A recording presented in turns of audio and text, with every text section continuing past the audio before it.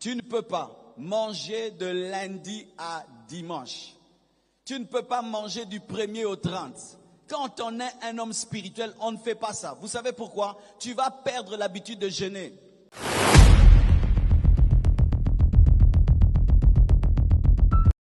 Vous savez une chose? Satan aime nous faire oublier ce que nous sommes devenus pour qu'on puisse demeurer ce que nous étions. Exemple. Tu es Saoul. Lorsque tu quittes ton père pour chercher ses ânesses, tu es un Saoul normal. Tu rencontres le prophète Samuel, il te donne l'onction royale, il te dit que tu seras grand, mais Satan t'amène à oublier ce que Samuel t'a fait et t'a dit, tu ne seras jamais roi. Frères et sœurs.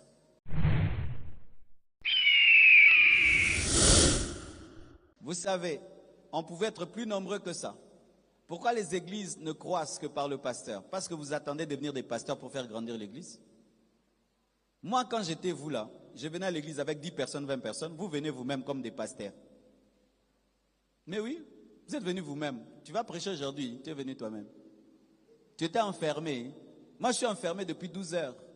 Enfermé depuis 12 heures. Mais toi, tu t'es pas enfermé, mais tu es venu seul. Nous prêcher, nous enseigner.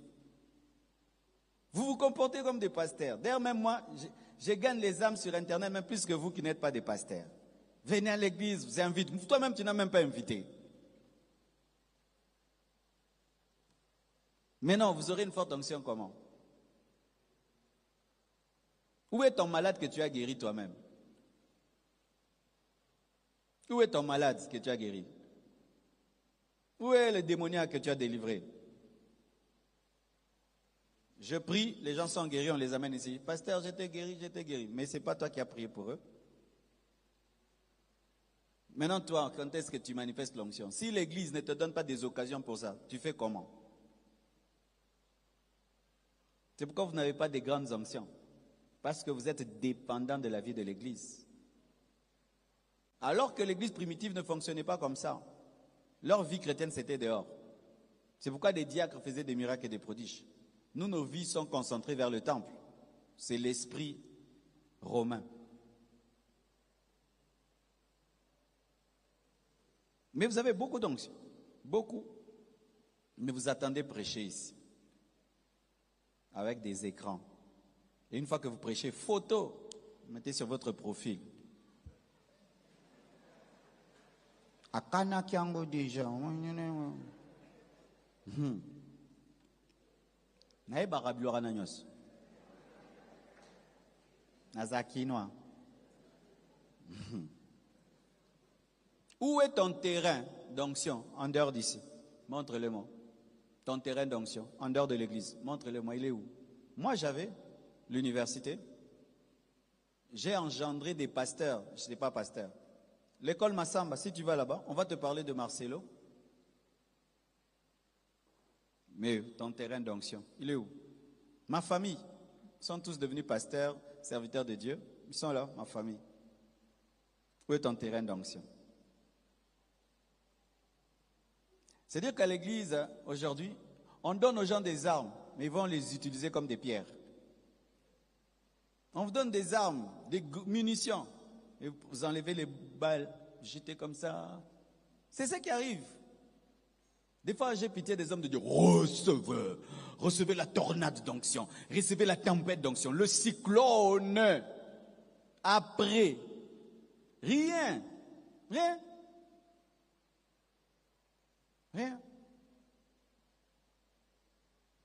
Et les gens disent, ah, Dieu bénit trop les pasteurs. Mais nous, on travaille, non? On travaille. Vous nous regardez travailler. Oui. Où sont tes âmes? Où sont tes disciples? Où sont les gens que tu formes? Pas que l'église a gagné puis t'a donné pour former. Non, pas ça. Et j'aime la vie de Daniel. Daniel 6, verset 10, la Bible dit, lorsque Daniel sut que le décret était écrit, il se retira dans sa maison, où les fenêtres de la chambre supérieure étaient ouvertes dans la direction de Jérusalem. Et 3 fois le jour, il se mettait à genoux. Il priait et louait son Dieu comme il le faisait auparavant. Le Daniel ministre avait le temps de prier 3 fois par jour. Maintenant, toi, tu n'es qu'un étudiant. Tu es un homme normal. Tu dis que tu n'as pas le temps. S'il y a quelqu'un qui ne devait pas avoir le temps, c'est Daniel. Mes frères, le temps se crée. Le temps se crée. Regarde, tu as tout le temps des raisons, je n'ai pas le temps. Si je te dis, mon frère, il y a un business de coltan d'1 million. Toi, tu auras 500, moi 500. On doit se retrouver demain à 3 heures du matin. À Mboudi. Je vais te trouver à Mboudi à 3 heures. Tu trouveras, tu viendras en moto à pied. D'ailleurs, tu vas dormir en Mboudi. Comme ça, tu n'es pas dans les embouteillages. Vrai ou faux? Les mêmes personnes qui donnent des arguments en matière de temps ne ratent jamais leur avion. Il ne rate jamais. S'il va à Paris, il ira à Paris, même si c'est l'avion de 23 heures, d'1 heure du matin, de 3 heures. Il entrera dans cet avion-là. Malgré les embouteillages de Ndjili, les Quinois ne ratent pas les avions. Amen. Hein? Le temps se crée et se trouve. Arrête de donner des raisons. Oh, parce que tout ça c'est faux. Je vous dis, tout ça c'est faux. C'est faux. Tout ce que tu dis là, oh, j'ai pas le temps. Tu as menti. Parce que tu trouves le temps pour toutes les choses que tu aimes. Vrai ou faux? Les gens ont trouvé le temps. Même un match de 2 heures du matin, il va le voir, n'est-ce pas? Pourquoi tu ne rates pas les matchs de 2 heures du matin? Tu ne rates pas les fêtes de 3 heures du matin. Mais quand tu fixes à Dieu un programme, tu as tous les arguments. Tu as un problème de spiritualité. N'ayez pas tout le temps des arguments pour ne pas avoir le temps. Surtout quand il s'agit de Dieu. Dieu te dira, tu as le temps pour tes passions, tu as le temps pour les hommes, tu as le temps pour toi, tu as le temps pour les gens que tu aimes. Mais moi, tu n'as pas le temps, donc tu ne m'aimes pas. Quand on aime, on trouve le temps. Aimer, c'est trouver le temps. Hein? Aimer, c'est pas dire Jésus, je t'aime. Faux! Jésus, quand on l'aime, on trouve le temps pour lui. Jésus, quand on l'aime, on trouve le temps pour lui. Si tu aimes Jésus, tu trouveras le temps pour lui. Amen. Hein? Tu vas même élaguer ton programme, tu enlèves pour avoir le temps pour lui. Le samedi, je l'ai offert à Dieu. Le jour où les gens vont dans les fêtes. Les jours où les gens vont s'amuser. Les jours où les gens se détendent. Moi, samedi n'existe pas. Moi, j'ai perdu samedi il y a longtemps. Vous savez comment j'ai perdu samedi? Au début de l'église, j'étais le pasteur gentil. Moi, je ne suis pas pasteur gentil, je suis pasteur bon. Si tu es un pasteur gentil, tu vas mourir. Alors j'étais le pasteur gentil qui allait dans les fêtes des mariages de tous les fidèles. Papa, je me suis marié, je pars. Papa, je me suis marié, je pars. Papa, je me suis marié, je pars. Et le mariage, souvent, c'était samedi. Et je me retrouvais là, jusqu'à 1 heure du matin, dans les fêtes, en train d'attendre un poulet. Et nos programmes des mariages, ils disent 23 heures, c'est 2 heures, 3 heures. J'allais dans ces fêtes-là. Et tu arrives dimanche, tu es fatigué. Fatigué de quoi? De la fête là des poulets. Un jour, je suis en pleine fête. 1 heure du matin ou 2 heures. Mariage d'un frère de l'église. Dieu m'a dit, qu'est-ce que tu fais là?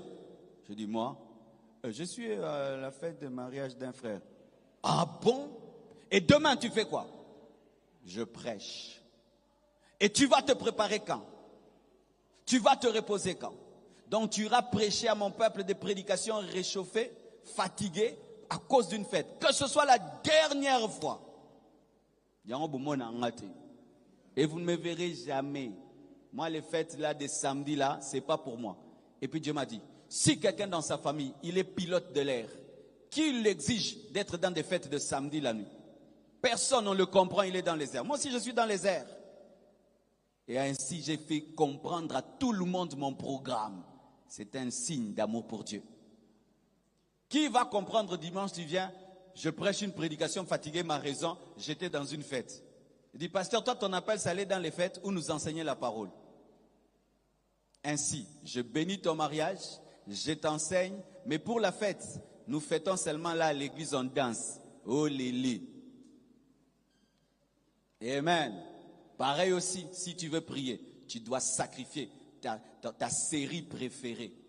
Si tu veux prier, tu dois sacrifier le temps que tu penses, que tu passes avec tes amis. Tu dois même dire à quelqu'un de ne plus venir te visiter, de ne plus jamais venir te visiter à telle heure, parce que c'est l'heure que tu as donnée à Dieu.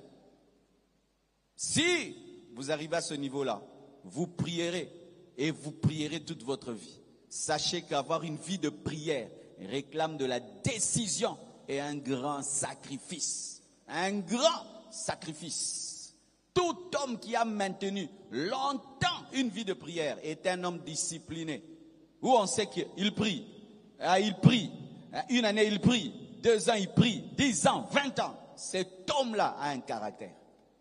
Restez, demeurez chrétien, mes frères. Il faut de la discipline.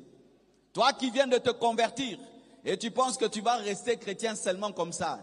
Non. Tu dois être discipliné. Tu dois être rigoureux. Et les musulmans ont tellement de choses à nous enseigner dans ce domaine-là. Tu vas dans un aéroport, quand c'est l'heure de la prière, le musulman s'en fout s'il est où. Il va mettre son tapis là. Il va invoquer son Dieu. Même dans un avion, même dans un restaurant, où qu'il soit, il n'a peur de personne. Mais nous pouvons perdre nos temps de prière pour faire plaisir à des gens. Tu fixes même des rendez-vous chez toi quand c'est ton heure de prier. Tu es encore bas. Dieu n'est pas encore réel pour toi. Dieu n'est pas encore une personne. Parce que si j'ai rendez-vous avec le président de la République chez moi, il me dit, Pasteur Marcelo, je viendrai te visiter chez toi à 12 heures. Qu'est-ce que je vais faire? Toutes les personnes qui voudront me voir à 12 heures, je vais leur dire ne venez pas. Vrai ou faux? Tout le monde ne venez pas. Je vais recevoir le président. Mais toi, tu as fixé à Dieu, ton heure c'est 12 heures. Priez Dieu. Mais tu fixes aussi des rendez-vous à 12 heures, même à 11h30. Et tu sais que cette personne-là parle beaucoup. Tiers à prière. Vrai ou faux? Frère, c'est pourquoi vous voyez des gens, ils prient, Dieu l'écoute. Toi, tu pries, il ne t'écoute pas. Ce n'est pas seulement les paroles qui amènent l'exaucement, c'est le respect. Le respect, mes frères. Tu me respectes, tu me dis, pasteur, est-ce que je peux avoir ton ordinateur? Je te donne. Tu ne me respectes pas, pasteur, je peux avoir ton ordinateur. La même parole, mais le respect différent. L'autre, il ne l'aura pas. L'autre, il l'aura. Pourquoi? Le respect. Ta vie de prière doit refléter un respect pour Dieu. Et comment on sait que quelqu'un a une vie de prière qui respecte Dieu? Les gens autour de lui respectent son programme. Vrai ou faux? Les gens autour de Daniel connaissaient son programme. Ils l'ont piégé à partir de son programme parce qu'ils le connaissaient. Lorsque quelqu'un a un respect pour Dieu dans son programme, sa femme, ses enfants, ses frères et sœurs, ses parents savent que mercredi, papy ne mange jamais. N'est-ce pas? Ils savent que telle heure, il prie. N'est-ce pas? Vous savez une chose? Satan aime nous faire oublier ce que nous sommes devenus pour qu'on puisse demeurer ce que nous étions. Exemple. Tu es Saoul. Lorsque tu quittes ton père pour chercher ses ânesses, tu es un Saoul normal. Tu rencontres le prophète Samuel, il te donne l'onction royale, il te dit que tu seras grand, mais Satan t'amène à oublier ce que Samuel t'a fait et t'a dit, tu ne seras jamais roi. Frères et sœurs, Satan aime que tu demeures la personne que tu es là. Et que toutes les révélations que tu reçois, toutes les onctions que tu reçois, puissent être de l'huile qui coule sur une pierre. Les hommes qui se rappellent ce qu'ils ont reçu, conservent ce qu'ils ont reçu, car on ne peut conserver que ce qu'on sait qu'on a. Comment je vais garder l'onction de guérison si je ne suis pas conscient que j'ai l'onction de guérison? Comme là, Dieu m'a donné une forte onction de guérison pendant ce jeûne. Une forte onction. Chaque vendredi, je commence à prier pour les malades. Pourquoi? Pour demeurer dans cette onction et être le Marcelo que Dieu veut que je sois. Mais Satan va vouloir te faire oublier que tu as reçu cette onction de guérison. Pourquoi? Pour que tu demeures la même personne.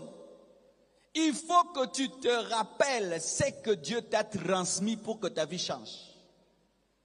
Il faut que tu te rappelles ce que Dieu t'a communiqué pour que tu puisses le conserver. Dieu t'a donné un don de prophétie. Souviens-toi. Dieu t'a donné une onction de guérison. Souviens-toi. Dieu t'a donné une direction précise. Souviens-toi. Souvenez-vous des choses reçues. Pour garder le dépôt, il faut croire qu'il y a quelque chose dans le dépôt. On ne garde jamais un dépôt vide. Alléluia. Lorsque tu vois devant un dépôt des militaires, sache qu'il y a quelque chose dedans. Vrai ou faux? Quand tu vois une voiture accompagnée des militaires, sache qu'il y a des choses dedans. Vrai ou faux? C'est la connaissance et la conscience de ce qui est qui amène à protéger. As-tu reçu quelque chose? As-tu reçu quelque chose en termes de direction, en termes d'onction, de grâce, de faveur? Si tu ne sais pas que tu as, tu ne vas pas garder. C'est ainsi que chaque fois qu'un message te touche, mon frère, va garder ce message. Ton changement est dans ce message. Le diable n'aime pas qu'on garde la parole, parce que celui qui garde la parole changera. Pour conserver la consécration, il faut te remémorer les décisions que tu as prises pendant la retraite et les vœux que tu as faits à Dieu pendant la retraite. Parce que pendant qu'on était dans la retraite, Dieu a parlé, Dieu a agi, tu as dit Seigneur désormais, et certains, vous n'avez pas promis des choses, mais vous avez pris des décisions. Je ne ferai plus, j'y n'irai plus, je ne ferai plus. Mais là maintenant, tu es en train de faire le contraire de ce que tu as décidé. Pourquoi? Tu as oublié. Les gens qui oublient leurs décisions ne changent pas. Les gens qui oublient leurs vœux ne changent pas. Les gens qui oublient leurs engagements ne changent pas. Les gens qui oublient leurs décisions profondes ne changent pas. Parce que ce qui nous change, ce sont les décisions. Si j'oublie une décision que j'ai prise, ma vie ne changera pas. Alléluia. Tu as décidé quoi pendant le jeûne? Tu as promis quoi à Dieu pendant le jeûne? Est-ce que tu es toujours dans le même état d'esprit après le jeûne? Si tu oublies la décision que tu as prise dans le jeûne, tu as jeûné pour rien. Parce qu'il se peut que tu as jeûné pour prendre cette décision. Maintenant, tu prends la décision et puis tu l'oublies, tu as jeûné pour rien. Parce que certains ont une volonté tellement faible qui doit passer par un long moment de jeûne pour arriver à prendre la décision. Et tu as pris cette décision, maintenant ça fait une semaine que tu as oublié. Pourquoi tu as jeûné? Souvenez-vous, la Bible dit ceci. Exode 17, verset 14. L'Éternel dit à Moïse, écris cela pour que le souvenir s'en conserve, et déclare à Josué que j'effacerai la mémoire d'Amalek de dessus le ciel. Dieu demande à Moïse d'écrire pour qu'on n'oublie pas ce qu'il a décidé de faire et ce qu'il a fait. Si Dieu Tout-Puissant, demande qu'on écrive pour qu'on n'oublie pas. Frère, écrivez vos décisions. Allez écrire quelque part. Pendant Alpha, Dieu m'avait dit ça. Pendant Alpha, j'avais décidé ça. Pendant Alpha, j'avais pris telle décision. Relis ça tous les jours. Tu peux même écrire ça. Et tu mets ça dans un coin de ta chambre. Chaque matin, tu relis. J'avais promis ça à Dieu. Dieu m'avait dit ça. Dieu m'avait dit ça. Quand j'ai fait un jeûne une fois seul, pendant 40 jours, j'avais rempli tous les murs des révélations que Dieu m'avait données. J'avais écrit et je lisais, et je lisais, et je lisais. À la fin du jeûne, je lisais. Après le jeûne, je revenais dans la pièce pour lire ce que Dieu m'avait dit. Et je vous dis, le Marcelo là qui est entré dans les jeûnes n'est pas celui qui est là aujourd'hui. Parce que je me suis rappelé des choses que j'avais dites et des choses que Dieu m'avait dites. Dieu t'a dit quoi? Est-ce que même tu t'en souviens?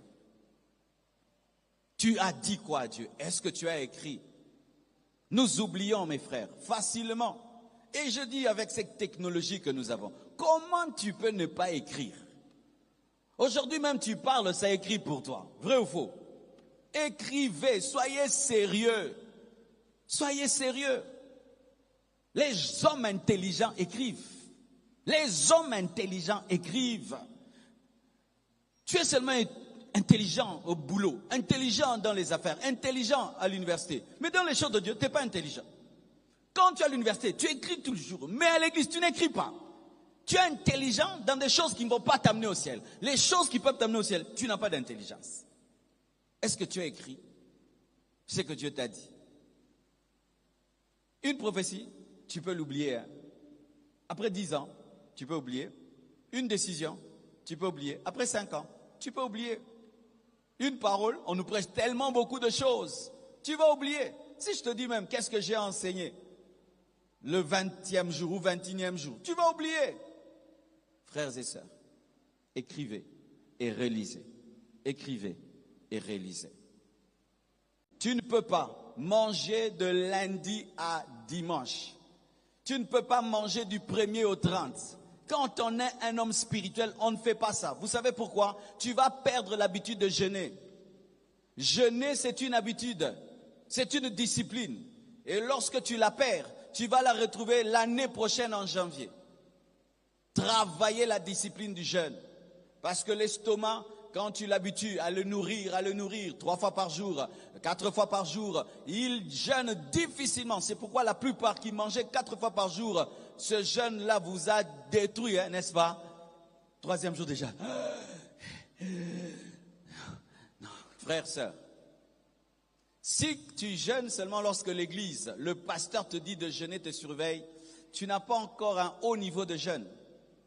Le vrai niveau de jeûne, c'est que tu es en jeûne, personne ne sait. Personne ne sait, l'église ne sait, personne.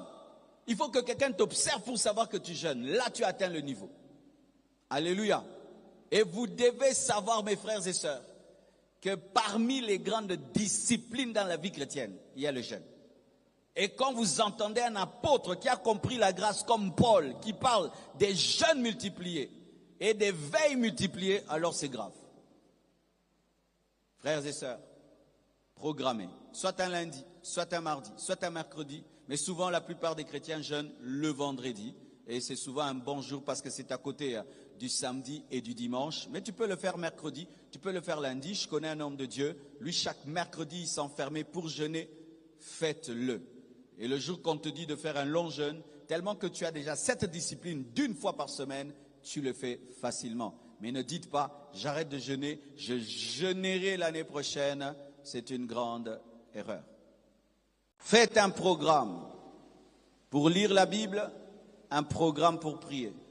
Tu ne garderas jamais une vie de prière et de méditation sans un programme. Et ce programme, ça doit être un programme une fois par semaine, régulier. La Bible dit dans Josué 1, verset 8, un verset que vous connaissez, que ce livre de la loi ne s'éloigne point de ta bouche, médite-le jour et nuit, jour et nuit, jour et nuit. Et une technique que j'aimerais vous donner pour méditer la parole, vous savez que nous passons beaucoup de temps dans la salle de bain, surtout les femmes, n'est-ce pas? Les femmes passent beaucoup de temps en train de se mirer, de se coiffer.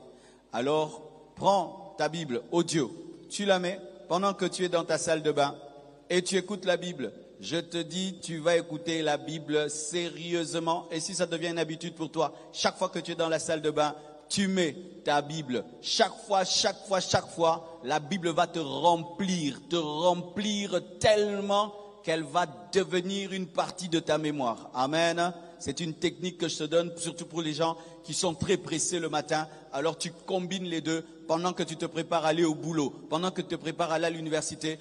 Au lieu d'écouter des chansons, écouter France 24, tu écoutes la parole. Tu écoutes la parole et 30 minutes de Bible audio, c'est beaucoup. Et maintenant, même quand tu es dans ta voiture, tu continues à écouter. Tu écoutes.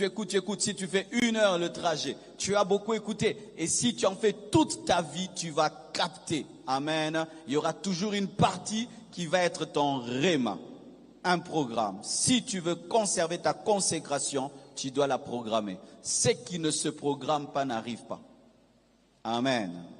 Vous traversez une période spirituellement importante après un jeûne, après un haut niveau de sainteté, de consécration, d'abnégation, de sacrifice.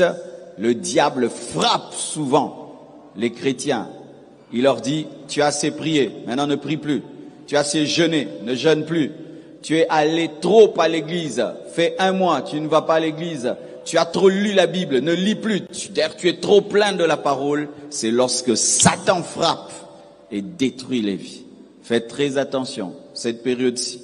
Souvent après une grande victoire, beaucoup des grands généraux sont morts. Pourquoi? Il oublie que la guerre continue. Et tu es en train de fêter. J'ai vu une course. C'était pas encore vraiment l'arrivée. Mais le gars vraiment était le premier. Tout le monde était derrière lui. Il n'était pas encore arrivé à la ligne d'arrivée.